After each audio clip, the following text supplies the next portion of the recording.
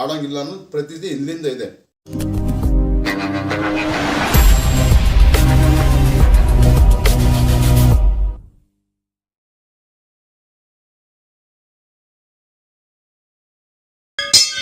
ಓಂ ಹರಿ ಓಂ ಶ್ರೀ ಗುರುಭ್ಯೋ ನಮಃ. ಹರಿ ಓಂ ನಮೋ ನಾರಾಯಣಾಯ ವಿದ್ಮಹೇ ವಾಸುದೇವಾಯ ಧೀಮಹಿ ತನ್ನೋ ನಾರಾಯಣಾಯ ಪ್ರಚೋದಯಾತ್.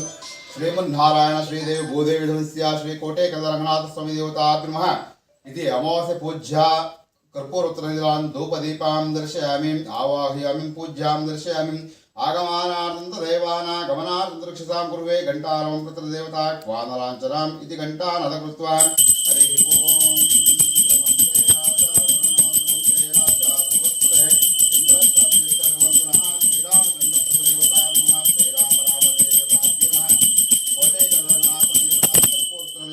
दर्शयामि आवाहयामि ध्यायामि आसनं समर्पयामि. ओम हस्तयोः अर्घ्यं पादयोः पाद्यं मुख्यः चन्द्रमाजरुध्यापाद्याचरणं समर्पयामि. ಅದಾದ್ಮೇಲೆ ಏನಕ್ಕೆ ಭಗವಂತ ಆಯ್ತು ಈಗ ಇಲ್ಲಿ ಈ ಗುಡ್ಡದಲ್ಲಿ ಬಂದು ಏನು ಸೇರ್ಕೊಂಡ್ರು ಸ್ವಾಮಿ, ಕಾರಣ ಏನು ಅಂತ ಕೇಳೋದಾದ್ರೆ, ನೀವು ಹಿಂದೆ ಯಾವುದೋ ಒಂದು ಕಾಲದಲ್ಲಿ ಒಂದು ಹೆಣ್ಣು ಮಗಳಿಗೆ ಸಂತಾನ ಭಾಗ್ಯ ಇರಲಿವಂತೆ, ಮದುವೆಯಾಗಿ ಎಷ್ಟೋ ವರ್ಷ ಆದ್ರೂ ಅವಾಗ ಆ ತಾಯಿ ಅರ್ಕೆ ಹೊತ್ಕೊಂಡ್ರು ತಿರುಪತಿ. ಅವಾಗೆಲ್ಲ ತಿರುಪತಿ ನಡ್ಕೊತಾ ಇದ್ರು.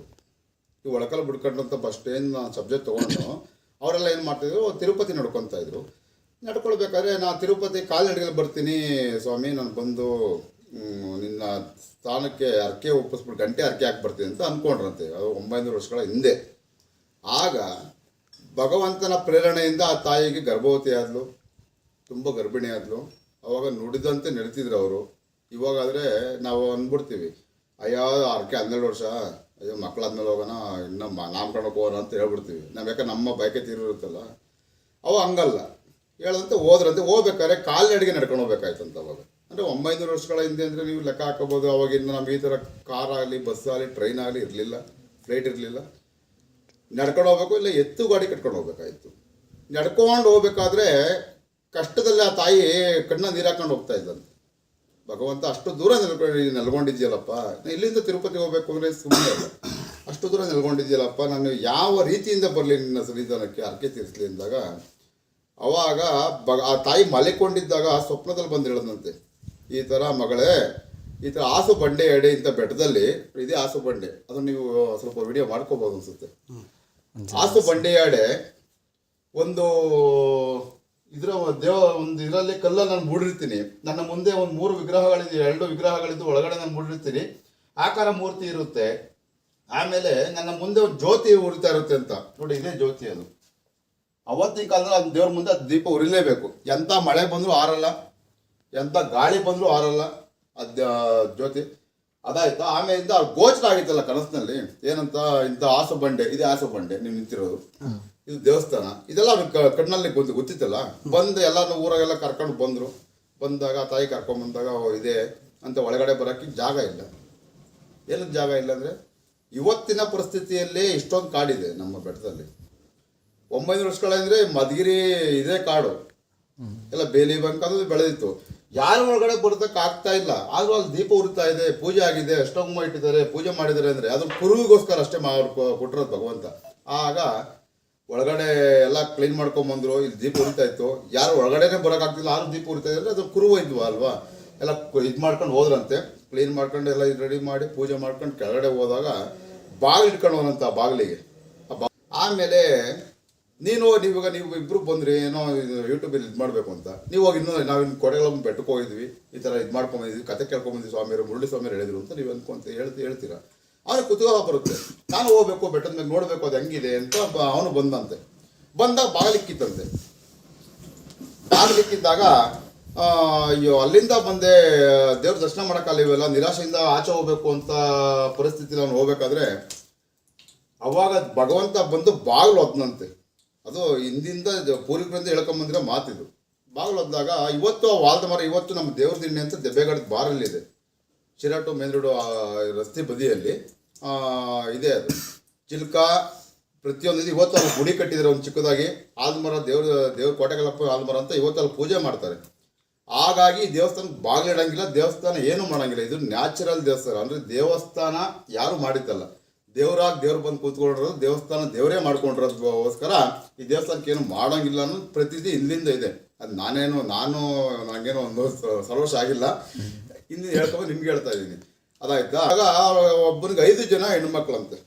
ಒಬ್ಬ ಅಲ್ಲಿ ಮಣೂರಲ್ಲಿ ಒಬ್ಬ ವ್ಯಕ್ತಿ 5 ಜನ ಹೆಣ್ಮಕ್ಳು ಅವ್ರ ಮನೆ ಕೆಲಸ ಮಾಡ್ಕೊಂಡು ಇದ್ನಂತೆ. ನಮ್ಮ ತುಂಗೋಟಿ ಒಳಕಲ್ನವ್ರೊಬ್ರು. ಅವ್ರು ಅದಾದ್ಮೇಲೆ ಹೆಂಗೆ ಏನು ಅವರು 4 ಜನ ಮದುವೆ ಮಾಡಿನಂತೆ. ಇನ್ನೊಂದು ಇತ್ತಂತೆ. ಸೊ ನಾನು ಇವ್ರ ಮನೆಗೆ ನನ್ನ ಜೀತ ಮಾಡ್ಕೊಂಡಿದ್ದೀನಿ, ಇವ್ರ ಮನೆ ಮಗನ ಈ ಥರ ಇದ್ದೀನಿ, ನನಗೆ ಮಾತು ಕೊಟ್ಟಿದ್ರು ಇವರು, ಮದುವೆ ಮಾಡಿಕೊಡ್ತೀನಿ ಅಂತ. ನಿಜ ಅಂತ. ಹೆಂಗೆ ಇದು ಎಲ್ಲ ಮಾಡಿಬಿಟ್ರು, ಇನ್ನೊಂದೇ ಐತೆ, ಇದನ್ನು ಬಿಟ್ಟರೆ ನಮಗೆ ಸರೋಗಲ್ಲ ಅಂದಾಗ ಅವ್ನು ಕೇಳಿನಂತ ಒಂದಿನ. ಏನಂತ, ನಮಗೆ ಮದುವೆ ಮಾಡಿಕೊಡ್ತೀನಿ ಅಂತ ನೀವು ಹೇಳಿದ್ರಿ, 4 ಜನ ಆಲ್ಮೋಸ್ಟ್ ಮದುವೆ ಮಾಡಿಬಿಟ್ರಿ, ಇನ್ನೊಂದಿದೆ, ನನಗೆ ಯಾವ್ದು ಮದುವೆ ಕೊಡ್ತೀರಾ, ಹೆಣ್ಣು ಮಾಡಿಕೊಡ್ತೀರಾ, ಮದುವೆ ಮಾಡ್ಕೊತೀರಾ ಅಂತ ಕೇಳಿದಾಗ, ನೀನು ಒಳಕಲ್ಲವನು ಅಂತ ಏನಪ್ಪ ಸಾಕ್ಷಿ, ಏನು ಸಾಕ್ಷಿ ನೀನು ಒಳಕಲ್ಲವನು ಅಂತ ಕೇಳಿದ್ರಂತೆ. ಸರ್, ನಾವು ತುಂಗೋಟಿ ಒಳಕಲ್ ಬುಡಕಟ್ಟಿನವರು, ನಮ್ಮದೇ ಆದಂಥ ಒಂದು ಸಂಸ್ಥಾನ ಇದೆ, ತುಂಗೋಟಿ ಒಳಕಲ್ ಸಂಸ್ಥಾನ ಇದೆ, ಬುಡಕಟ್ಟಿನ ದೇವಸ್ಥಾನ ಇದೆ, ನಮ್ಮದೇ ಆದಂಥ ಜನ ಇದ್ದಾರೆ ಅಂತ ಕೇಳಿದಾಗ, ಆಯಿತು ನಿನ್ನ ಪ್ರೂಫ್ ತಾಂಬ ಅಂತ ಕೇಳಿದ್ರಂತವ್ನು. ಅಂದರೆ ಏನೋ ಒಂದು ಆಧಾರ ತಾಂಬ ಅಂತ, ಆಗಿನ ಕಾಲದಲ್ಲಿ ಆಧಾರ ತಾಂಬ ಅಂತ ಕೇಳಿದಾಗ, ನಮ್ಮ ತುಂಗೋಟಿ ದೇವಸ್ಥಾನ ಇವತ್ತು 2 ಕಂಬ ಇದ್ದಾವೆ, ಅವತ್ತು 3 ಕಂಬ ಇದ್ವು, ಗರುಡ ಕಂಬ ಅಂತ ದೇವಸ್ಥಾನ ಮುಂದೆಗಡೆ. ಅವತ್ತಿನ ಕಾಲಕ್ಕೆ ಅವ್ರು ಏನು ಹಿಂದೆಗಡೆ ಏನು ಮಾಡಿಕ್ಕಿರೋ ಗೊತ್ತಿಲ್ಲ. ಅದರಲ್ಲಿ ಬಂದನ ನೈಟು ಒಂದು ಎತ್ಕೊಂಡು ಎಲ್ಲ ಮೇಲೆ ಇಟ್ಕೊಂಡು ತಗೊಂಡೋಗ್ಬಿಟ್ಟು ಮಣೂರು ಮುಂದೆ ಇಕ್ಕಿನಂತೆ. ಮಣೂರಲ್ಲಿ ಇದ್ದಾಗ ನಾವು ತುಂಗೋಟಿ ಒಳಕಲ್ ಬುಡಕಟ್ಟು ಅನ್ನೋದಕ್ಕೆ ಸಾಕ್ಷಿ, ಒಕ್ಕಲಿಗರು ಅನ್ನೋದಕ್ಕೆ ಒಳಕಲ್ವರು ಅನ್ನೋದಕ್ಕೆ ಸಾಕ್ಷಿ ಇದೆ ಅಂತ ಅವನು ಹೇಳಿದ್ನಂತೆ. ಅವಾಗ ದಾರೆ ಒಯ್ದು ಕೊಟ್ರಂತೆ. ಆಗಿನ ರೀತಿಯಲ್ಲಿ ಅಲ್ಲೊಂದು ಮಣೂರು ಒಳಕಲ್ಲು ದೇವಸ್ಥಾನ ಅಂತ ಅಲ್ಲಿ ಸೃಷ್ಟಿ ಆಯಿತು. ಇವತ್ತು ಇಲ್ಲಿಂದ ತಗೊಂಡೋಗಿರ್ತಕ್ಕಂಥ ಕಂಬ, ಅವ್ರದ್ದೊಂದು ಕಂಬ, 2 ಕಂಬಕ್ಕೆ ಅಲ್ಲಿ ಪೂಜೆ ನಡೀತಿರೋದು. ಅಲ್ಲೇ ಶಿಲೆ ಇಲ್ಲ, ವಿಗ್ರಹ ಇಲ್ಲ, ಇನ್ನೊಂದಿಲ್ಲ, ಮತ್ತೊಂದಿಲ್ಲ. ಮೂಲ ಬಂದರೆ ಬೆಟ್ಟ, ಇದು ತುಂಗೋಟಿ ಬುಡಕಟ್ಟು, ಒಳಕಲ್ ಬುಡಕಟ್ಟು ಅಂದರೆ ಕೋಟೆಕಲ್ಲಪ್ಪನ ಬೆಟ್ಟ, ತುಂಗೋಟಿ ರಂಗನಾಥ ಸ್ವಾಮಿ, ತುಂಗೋಟಿ ಒಳಕಲ್ ಬುಡಕಟ್ಟಿನವರು ಅಂತ. ಇವತ್ತು ತಮಿಳ್ನಾಡು, ಆಂಧ್ರ, ಮಾಗಡಿ, ಮೈಸೂರು, ಬೆಂಗಳೂರು, ಎಲ್ಲ ಸ್ಟೇಟ್ನಲ್ಲೂ ಇದ್ರಲ್ಲಿ ಹೋಗ್ಬಿಟ್ರೆ, ಊರಲ್ಲಿ ಹೋಗ್ಬಿಟ್ರೆ ಎಲ್ಲ ಊರು ರಂಗಪ್ಪ, ಕೋಟಪ್ಪ, ರಂಗಮ್ಮ, ಕೋಟೆಕಲ್ಲಪ್ಪ, ಕೋಟೆಕಲ್ಲಯ್ಯ, ಕೋಟೆರಂಗ, ಕೋಟೆ, ಬರೀ ಇವೇ ಹೆಸರುಗಳು ಬರ್ತಾವೆ ಬಿಟ್ರೆ ನಿಮಗೆ ಜಾಸ್ತಿ ಮಾಹಿತಿ ಬೇರೆ ಯಾವ ಬರಲ್ಲ. ಆಮೇಲೆ ಅದಾಯ್ತು, ಒಂದು 5 ಒಳಕಲ್ಲವ್ರ ದೇವಸ್ಥಾನಕ್ಕೆ 5 ದೇವಸ್ಥಾನ ಸಿಗ್ತವೆ. ಯಾವ್ಯಾವು? ಫಸ್ಟು ಕೋಟೆಕಲ್ಲಪ್ಪ, ನೆಕ್ಸ್ಟು ತುಂಗೋಟಿ ಲಕ್ಷ್ಮೀ ರಂಗನಾಥ ಸ್ವಾಮಿ, ಅದಾದಮೇಲೆ ಸಕ್ರು ಮಾರಮ್ಮ, ಆಮೇಲಿಂದ ಈ ದೇವಸ್ಥಾನ ಇವಕ್ಕೆ ಈ ಊರಿಗೆ, ಆಮೇಲಿಂದ ಏಳುಮಂದಮ್ಮ ಅಂತ.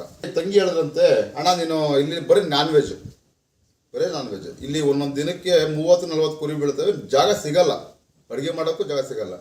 ಆಗ ಆ ತಾಯಿ ಹೇಳಿದ್ರಂತೆ, ಇವರು ಅಣ್ಣಯ್ಯಪ್ಪ ತಂಗಿ ಕೆಳಗಡೆ ಇದ್ರು, ಆ ತಂಗಿಯವ್ರಿಗೆ ಹೇಳಿದ್ರಂತೆ ಇವರು ಸ್ವಾಮಿಗಳು, ಸ್ವಾಮಿಯವ್ರಿಗೆ ತಂಗಿಯವ್ರು ಹೇಳಿದ್ರಂತೆ, ಅಣ್ಣ ನೀನು ಯಾವತ್ತೂ ನಾನ್ ವೆಜ್ ಯೂಸ್ ಮಾಡ್ತೀನಿ, ನನಗೆ ನಾನ್ ವೆಜ್ ಆಗಲ್ಲ, ನಾನು ಇನ್ನಿಂದ 7 ಪರ್ಲಾಂಗ ದೂರ ಇರ್ತೀನಿ ಅಂತ ಹೇಳಿದ್ರಂತೆ. ಹಾಗಾಗಿ ಅಲ್ಲಿಂದ ಸೀದಾ ಅಲ್ಲಿ ಡಿ.ವಿ. ಹಳ್ಳಿ ತಿರ್ಕೊಂತಿರಲ್ಲ, ಅಲ್ಲಿ ತೋಪಲ್ಲಿ ಒಂದು ದೇವಸ್ಥಾನ ಇದೆ, ಏಳುಮಂದಮ್ಮ ಅಂತ. ಆ ದೇವಸ್ಥಾನ ಅಲ್ಲೂ ಸೇರ್ಕೊಂಡ್ರು ಆ ತಾಯಿ, ಲಕ್ಷ್ಮೀ ದೇವರು ಅಂತ, ಏಳುಮಂದಮ್ಮ ಅಂತ. ಅಲ್ಲಿ ತುಂಗೋಟಿ ರಂಗನಾಥಸ್ವಾಮಿ ದೇವಸ್ಥಾನ ಯಾರು ಕಟ್ಟಿಸಿದ್ರು ಅಂತ ನೀವು ಕೇಳೋದಾದ್ರೆ, ತುಂಗೋಟಿ ರಂಗನಾಥಸ್ವಾಮಿ ದೇವಸ್ಥಾನ ನಮ್ಮ ಅದಿಗಿರಿ ಚರಿತ್ರೆಯಲ್ಲಿ ನಮ್ಮ ಉಲ್ಲೇಖ ಇರೋದ್ರ ಪ್ರಕಾರ ಒಬ್ಬ ರಾಜ 5 ದೇವಸ್ಥಾನ ನಿರ್ಮಾಣ ಮಾಡಿದಂತೆ. ವೆಂಕಟೇಶ್ವರ ಸ್ವಾಮಿ ದೇವಸ್ಥಾನ, ಮಲ್ಲೇಶ್ವರ ಸ್ವಾಮಿ ದೇವಸ್ಥಾನ ಮತ್ತು ತುಂಗೋಟಿ ರಂಗನಾಥ ಸ್ವಾಮಿ ದೇವಸ್ಥಾನ. ಅದರಲ್ಲಿ ಆ 5 ದೇವಸ್ಥಾನದಲ್ಲಿ 2 ಸಮ ಆಗಿದೆ, ಇಲ್ಲ ದಾಖಲೆ ಇಲ್ಲ. ಇವತ್ತು ನಮ್ಮ ಕಣ್ಣಿಗೆ ಕಾಣೋ 3 ದೇವಸ್ಥಾನ, ಅದು 3 ದೇವಸ್ಥಾನ ಒಂದೇ ಶೈಲಿಯಲ್ಲಿ, ಒಂದೇ ಆಕಾರದಲ್ಲಿ, ಒಂದೇ ಕಂಬದಲ್ಲಿ, ಒಂದೇ ಒಂದು. ಆಮೇಲೆ ಪ್ರತಿಯೊಬ್ಬ ಭಕ್ತಾದಿಗಳು ಇಲ್ಲಿ ಬಂದು ಇಲ್ಲಿ ಹೂವು ಕೇಳ್ತಾರೆ.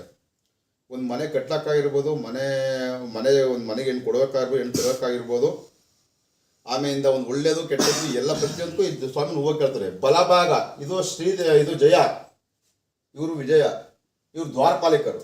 ಅಂದರೆ ಸ್ವಾಮಿಗೆ ಈ ಒಳಗಡೆ ಸ್ವಾಮಿ ಇದಾರಲ್ಲ ಅಷ್ಟೇ ಸ್ವಾಮಿಗಳವರು. ಈ ಕಡೆ ಶ್ರೀದೇವಿ, ಈ ಬಲಭಾಗದಲ್ಲಿ ಹೂವು ಬಂದರೆ ನಿನ್ನ ಕೆಲಸ ಸಕ್ಸಸ್, ಎಡಭಾಗದಲ್ಲಿ ಬಂದರೆ ಆಗಲ್ಲ. ಇಲ್ಲಿ ಒಂದು ಅದು ಹೇಳಿದ್ನಲ್ಲ, ಬೋರ್ ಹಾಕ್ಬೇಕಲ್ಲ, ಈ ಪ್ರತಿಯೊಂದಕ್ಕೂ ಅಷ್ಟೇ. ನಾನು ಈ ಹೂವಗಳ ಪ್ರಕಾರವಾಗಿ ಹೇಳ್ತೀನಿ. ಇದು ಇಷ್ಟೊತ್ತು ಹೇಳಿದ ಕತೆ, ನಮ್ಮ ಪೂರ್ವಿಕರು ಹೇಳಿದ ಕತೆ ನಾನು ನಿಮ್ಗೆ ಹೇಳ್ತಾ ಇದ್ದೀನಿ. ನಾನು ಕಣ್ಣಾರ ನಿದರ್ಶನವಾಗಿ ಕಂಡಿದ್ದಂಥ ಕತೆ, ಅದು ಸತ್ಯ ಅಂದರೆ ಇದು. ನಾನು ಎಷ್ಟು 1000 ಬೋರ್ಗೆ ಹೂವು ಕೇಳ್ಕೊಟ್ಟಿದ್ದೀನೋ, ಎಷ್ಟು 1000 ಜನಕ್ಕೆ ಹೂವು ಕೇಳ್ಕೊಟ್ಟಿದ್ದು ನನ್ನ ಎಕ್ಸ್ಪೀರಿಯನ್ಸ್ಗೆ. ನನ್ನ ಕಣ್ಣಾರ ಕಣ್ಣಲ್ಲಿ ಒಂದೇ ಒಂದು ಬಲಭಾಗದಲ್ಲಿ ಹೂವು ಬಂತು ಅಂದರೆ ಫೇಲ್ ಇಲ್ಲ, ಎಡಭಾಗದಲ್ಲಿ ಬಂದರೆ ಆಗಲ್ಲ.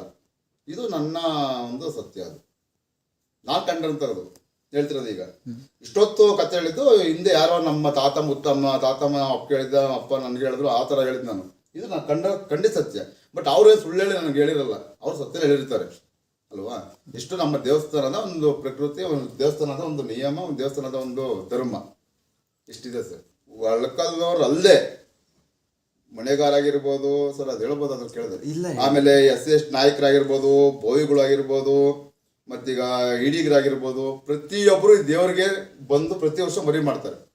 ಇಲ್ಲಿ ಜಾತಿ ಭೇದ ಏನೂ ಇಲ್ಲ, ಜಾತಿ ಭೇದ ಇಲ್ಲ, ಈ ಹಬ್ಬಕ್ಕೆ ಎಲ್ಲರೂ ಒಂದೇ. ಇದು ದೇವಸ್ಥಾನಕ್ಕಿರೋ ಹಿಸ್ಟ್ರಿ ಎಲ್ಲ ಕೇಳ್ಬಿಟ್ಟು ನಾನೇ ಒಂದು ಸ್ವಲ್ಪ ಹೊತ್ತು